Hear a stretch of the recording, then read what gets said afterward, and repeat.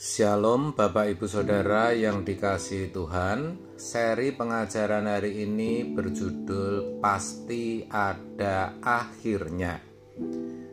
Satu hal sederhana namun sangat penting kita sadari adalah bahwa suatu saat nanti setiap kita pasti menutup mata. Hidup ini pasti berujung, pasti ada akhirnya. Pemazmur berkata, "Ajar aku menghitung hari-hari, supaya aku beroleh hati yang bijaksana.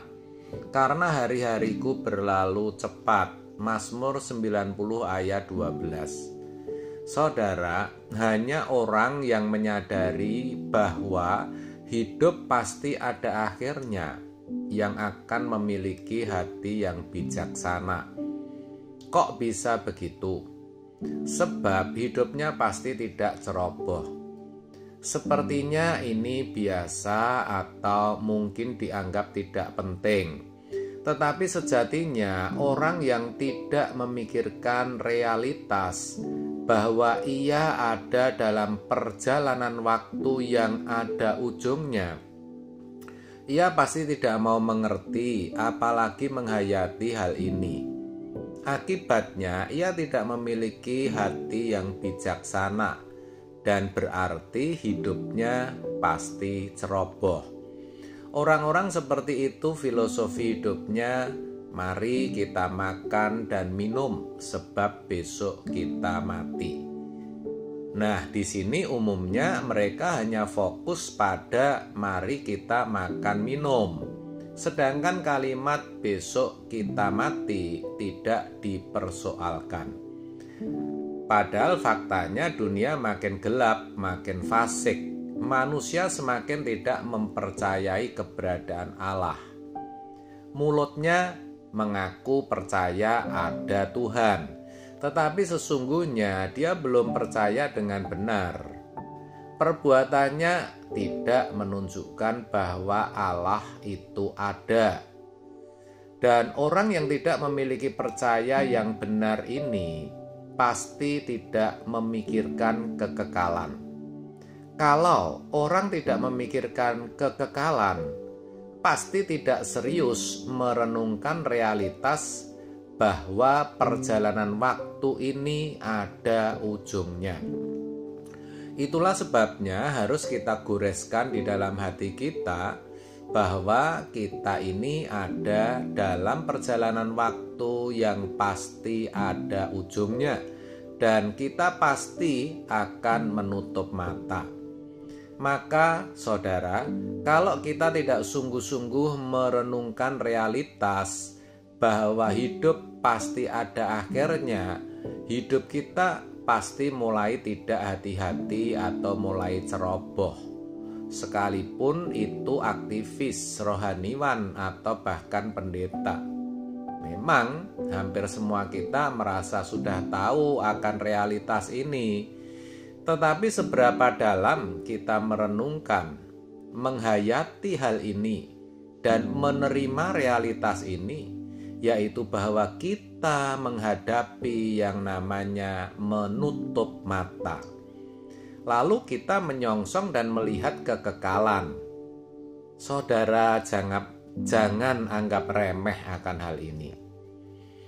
Maka sudah semestinya kita menghayati realitas kefanaan hidup di bumi dan realitas kekekalan nanti di balik kubur kita. Karena keselamatan dalam Yesus Kristus itu diproyeksikan untuk kehidupan yang akan datang, bukan kehidupan hari ini. Kita harus tetap pada track ini. Dan kalau kita bicara mengenai kematian dan langit baru dan bumi baru, pasti kita dianggap lucu dan aneh dan bisa menjadi bahan olok-olokan. Biarkan saja dan jangan dipermasalahkan. Selain itu, begitu licik, maksud saya setan itu begitu licik dalam memutarbalikkan kebenaran. Bicara keselamatan hanya dipahami terhindar dari neraka dan diperkenankan masuk surga. Lalu orang Kristen disuntikkan dalam tanda petik ajaran yang sebenarnya tidak sesuai dengan Alkitab. Orang Kristen digiring untuk meyakini saja bahwa dirinya sudah selamat dan nanti kalau mati masuk surga. Faktanya setan begitu licik dan menipu banyak orang Kristen. Jadi kalau mereka bicara tentang keselamatan, hal itu hanya diyakini bahwa nanti kalau mati masuk surga. Padahal hidupnya tidak beda dengan orang-orang yang bukan Kristen. Biasanya orang-orang seperti ini takut mati. Dia boleh berkata yakin masuk surga, tapi tidak ingin mati karena takut mati. Bukankah itu pasti ada yang salah, saudara? Maka kalau tidak mau diliciki setan, makin hari kita harus makin mengagumi keselamatan. Jangan statis. Dari dulu percaya Yesus Tuhan dan Juru Selamat, yakin kalau mati masuk surga. Sedangkan hidup yang dijalani tidak pernah ada perubahan, yaitu tetap sama seperti orang yang tidak memiliki keselamatan. Mestinya orang Kristen yang benar semakin hari semakin mengagumi keselamatan dan memandang keselamatan begitu berharga, begitu bernilai. Karena di dalam keselamatan itu ada pengalaman perubahan hidup.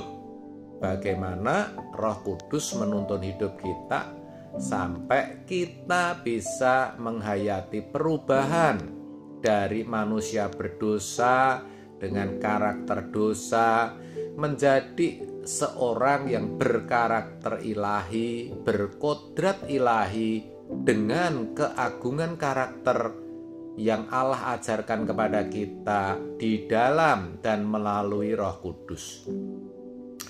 Kekristenan yang benar itu bukan hanya sekedar menjadi baik sebagai orang beragama, ini penting, tetapi mengalami sentuhan Roh Kudus yang membawa dirinya kepada perubahan.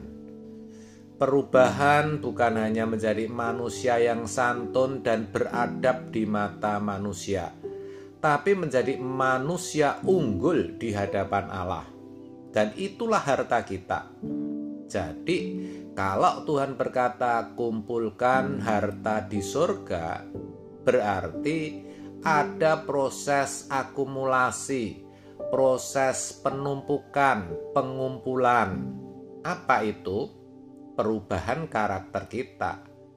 Kalau bangsa Israel mengalami proses, yaitu perjalanan dari Mesir ke Kanaan dan mereka menempuh jarak, sedangkan kita mengalami proses perubahan.